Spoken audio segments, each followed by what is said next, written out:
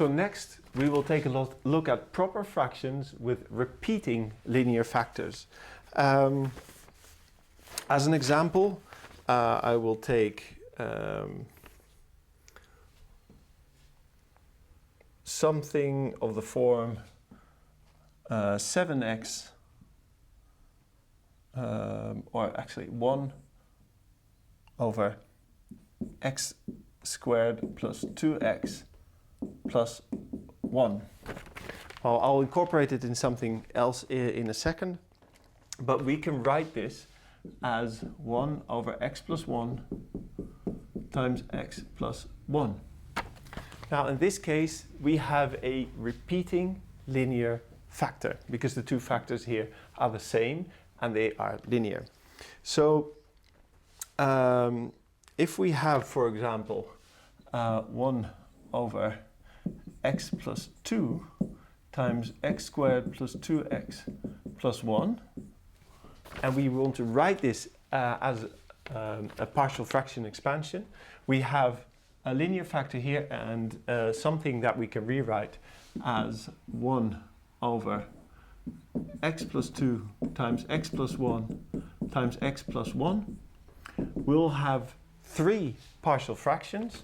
One will be the one of our first factor, but we will get a second one with one of the repeating ones, but we need something else, otherwise we will not be able to solve this. If we have something that repeats twice, then we will have that factor to the power of 2. When we have it 3 times, then we get something with the power to the power of 3. But we have here 3 factors.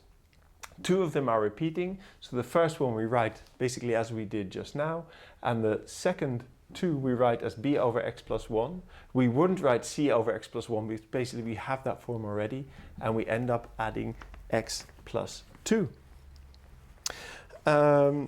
So any factor that is in the form of ax plus b to the power of 2 will yield 2 partial fractions, one 1 over ax plus b, and the other one is b over ax plus b squared. So this is the general case, and this is the example.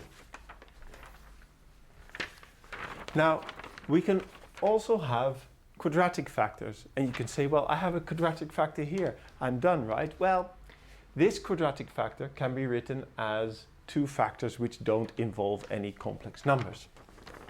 Have a look at this one. 3x plus 1 over x squared plus x plus 1 times x plus 2. Now this quadratic equation, well, this quadratic form here has complex roots. If we were to calculate its roots, what we would find, and I'll just do that here, if we calculate x squared plus x plus 1 equals 0, we would get x1 and 2 are equal to, well, minus b minus 1 plus or minus 1 squared minus 4 over 2. And you can see this will yield complex roots. If we are in that case, we do not write it as factors with our complex roots.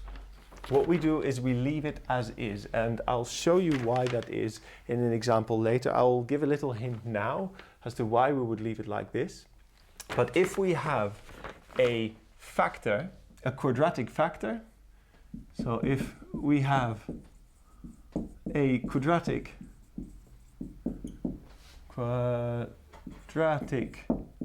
factor of the form ax squared plus bx plus c, which has complex roots like the situation we had here, this will yield a partial fraction of the form ax plus b over our ax squared plus bx plus c. So, for example, this one will be written as ax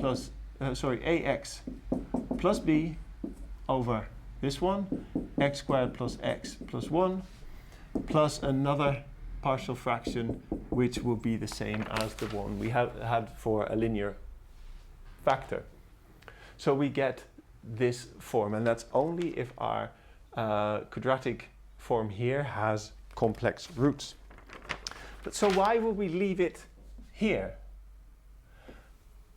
Well, if we look at the Laplace transform of two of our functions, e to the power of minus a sine of b times t and e to the power of minus at cosine b of t, we will find b over s plus a squared plus b squared, and here we'll get s plus a over s plus a squared plus b squared. Now, if the auxiliary equation of our second order differential equation had complex roots, we knew that there would be cosine and sine terms, and that we would have a either dampened or exponential oscillating solution, and that's pretty much what we're ending up here. If we have a quadratic form with complex roots, we know we end up with oscillating behavior, and it could be exponentially growing, exponentially decaying, or constant amplitude. And so instead of writing these as linear factors with their complex roots, we just leave it like this, and we will rewrite our this partial fraction in terms of these two elements. And as solutions, we'll get these oscillating exponential functions. So we don't have to write the roots like this, but we can simply stay in the quadratic form. And so you remember that we would have this, well, I won't take a, c1 sinus beta of t plus c2 cosine beta of t from engineering, mathematics and modeling if we had an auxiliary equation with complex roots. And that is basically the situation we are now. But we don't have to factorize this. We just simply use the table and stop there.